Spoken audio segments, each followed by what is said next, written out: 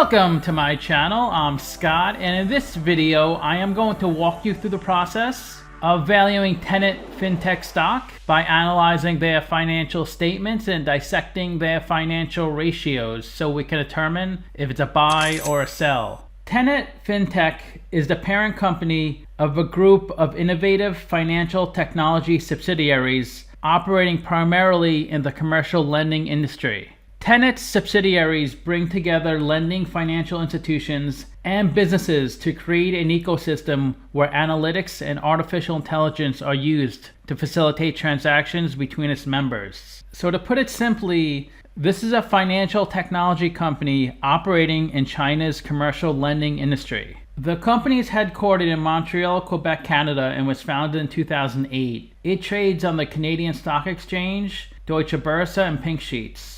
Let's get started with the model. This is a small cap company, 609 million market cap. They're trading at $7.32 a share, and they have 83 million shares outstanding. We'll look at the ticker that trades on the Canadian Stock Exchange. So all the numbers in this video are in Canadian dollars. They also trade in the US. The ticker is PKK.CN.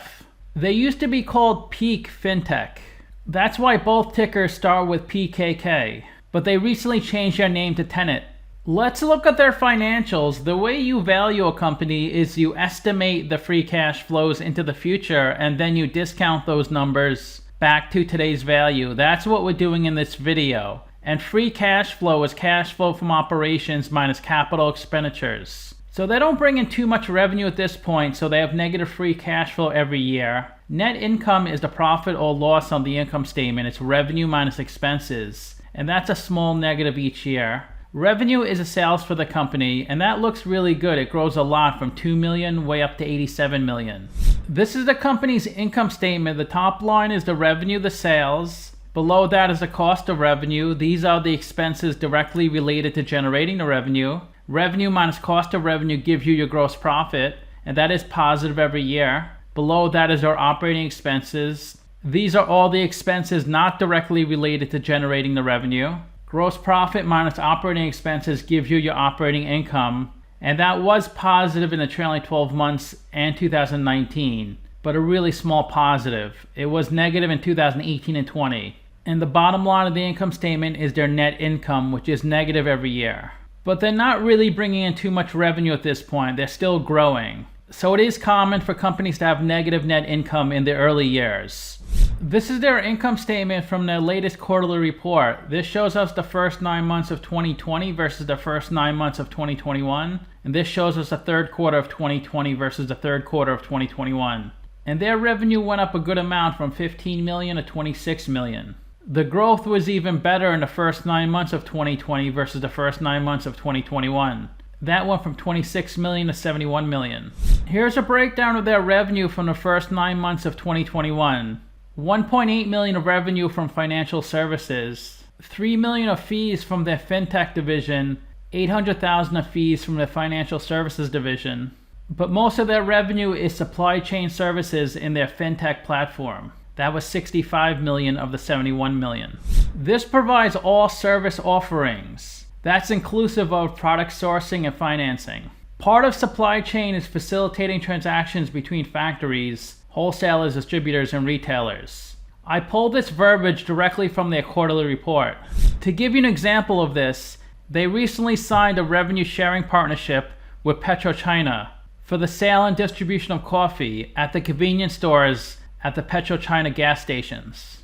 PetroChina has over 20,000 convenience stores. Tenet will work with automated coffee machine distributor Melora Coffee. Tenet will make sure those machines are financed and installed at PetroChina's USmile stores. Also, the coffee machines will have an advertisement display screen, so they can sell advertising space on that machine. Melora Coffee, they'll be responsible for providing, installing, and maintaining the machines, while this company, Tenet, will collect, monitor, and manage all data related to the sale of coffee and ads of the project. So PetroChina will collect all the revenue and then send some of the money to Tenet based off of the revenue sharing agreement. They're going to just start with 20 stores to begin with, and if those stores are successful, then they'll roll them out to all the PetroChina convenience stores. Tenet manages the business hub. That's what they call it in China. This is an ecosystem of different companies that will fund these types of ventures. This is just one example, but Tenet is looking to build more relationships with more companies doing this type of thing. So you can see Tenet is more of a middleman. They just found someone who supplies these coffee machines, and then they found another party that's willing to sell the coffee in their retail locations. So Tenet is just taking a fee, similar to any bank or finance company. They just take a fee for the service they provide. So you can see there's a lot of expenses listed on their income statement. Their biggest expense is cost of revenue, $21.1 million. There's a whole slew of other expenses. $1.4 million of salaries and benefits, $418,000 of professional fees, $420,000 of PR and press releases. There's a gain of $1.9 million. They label it gain on bargain purchase. This is related to an acquisition. This is the discount value of the intangible assets acquired on this acquisition. And it's also the contingent consideration payable less the pre-acquisition costs assumed by the company. Contingent consideration is the obligation of the buyer to transfer additional assets or equity to the seller if something occurs in the future. The reason they had positive net income of $1.5 million was this gain of $1.9 million. You may be wondering why it's a negative number, but I say gain, because it's part of the expenses, and all the expenses are subtracted. Since it's a negative and subtracted, that means it's a positive. They also had a gain in the first 9 months of 2021 of $1.4 million, but they wouldn't have had a gain if it wasn't for this $1.9 million here. In the third quarter of 2020, they had a net loss of $1 million. In the first 9 months of 2020, they had a net loss of $2.3 million. This is their statement of cash flows. The top line is operating cash flow. That's how much cash the company loses from its operational business. You could think of operating cash flow as net income converted to cash, because net income is your accounting profit or loss. It's not actual cash. So they are losing cash flow every single year, but it does take time to become profitable. They're still growing their business, and they still haven't hit max efficiency. But their revenue growth is amazing. If they continue on that pace, they're going to be profitable at some point. They spent the most in CapEx in the trailing 12 months, $10 million. Operating cash flow minus CapEx gives you your free cash flow. And they don't really issue much debt, only a few $100,000 a year. They're mainly funding their business on equity. They raised $4.4 million in 2020, $49 million in the trailing 12 months. Every time a company issues common stock, it dilutes the current shareholders. It makes your shares less valuable. This is the company's cash flow from operations section from their latest quarterly report. The first 9 months of 2020 versus the first 9 months of 2021. The third quarter of 2020 versus the third quarter of 2021. And the way you calculate CFO, you start with your net income or net loss. Then you have to add or subtract the non-cash items on the income statement. Then adjust for changes in working capital. So we start with a net gain of $1.5 million. We add back depreciation and amortization. We have to subtract the $1.9 million gain we added on the income statement. That's a non-cash item. And they have lots of changes in working capital.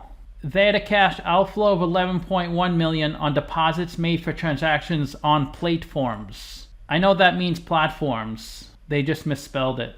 They had an $11.6 million cash outflow on a prepayment to third-party subcontractors. And that a cash outflow of $18 million of accounts payable. I do get a little confused when I value financial companies. It's so much easier to understand a manufacturing company. I do understand what these numbers represent, but it's pretty challenging forecasting these out into the future.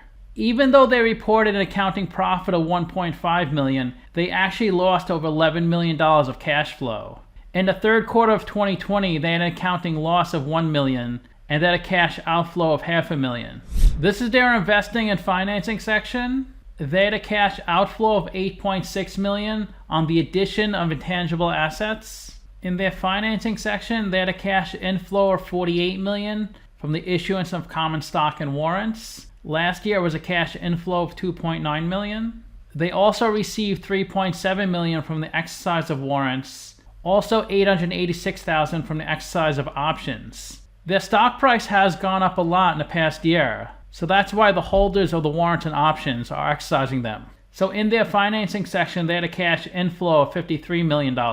Last year was a cash inflow of $2.8 million. This is the equity section on their 9/30 balance sheet. They have $89 million of equity. They received about $120 million from issuing stock and selling their business. They report 6 million Canadian dollars of shares to be issued. I don't think I've ever seen shares to be issued before. I guess they're in the process of issuing these shares, but the shares have probably not been actually sold yet. And they lost $30 million from running their business. Let's look at the capital structure. 89 million of equity, 1 million of debt. They're 99% equity, 1% debt. I gave them the lowest whack on Finbox, 7.5%, and that's a discount rate we're going to apply to the future cash flows. We estimated 4 years of future free cash flows. We also estimated the terminal value, which is all cash flows past year 4. That's $841 million. We discounted those numbers back to today using the weighted average cost of capital. We get a value of the company of $706 million. We divide that by 83 million shares. And we get a calculated stock price of $8.48. They're trading at $7.32, so they're trading at a 14% discount. It's a buy according to the model. Their annual revenue is forecasted to grow 39%. So I grew their revenue 39% for the next 4 years. That's how I got their future revenue estimates. To get their future free cash flows, I need to see what percent of their revenue they convert to free cash flow. Since they have negative free cash flow, I looked at the average company in their industry. The average company in their industry converts 16% of their revenue to free cash flow. So I just multiplied their future revenue estimates by 16%. That's how I got their future free cash flows. Simply Wall Street is a lot higher than me. They're at $27 a share. They're saying it's 73% undervalued. This is where the stock has been trading the last 2 years. So in 2020, it was well under $1 a share. About 3 months ago, it looks like it peaked around $14 a share. But it's been cut in half since that peak. So there was tons of buying activity down here. Look how high these green lines are. When there's a green line, that means the buy orders exceed the sell orders and the stock price goes up. If there's a red line, that means the sell orders are higher than the buy orders and the stock goes down. The red and green bars over here, that's how the stock moved that day. So if it's a green bar, that means it opened up down here around 10.25 and it closed up here around 13. If it's a red bar, that means it opened right here around 13.25 and it closed down here about 12.60.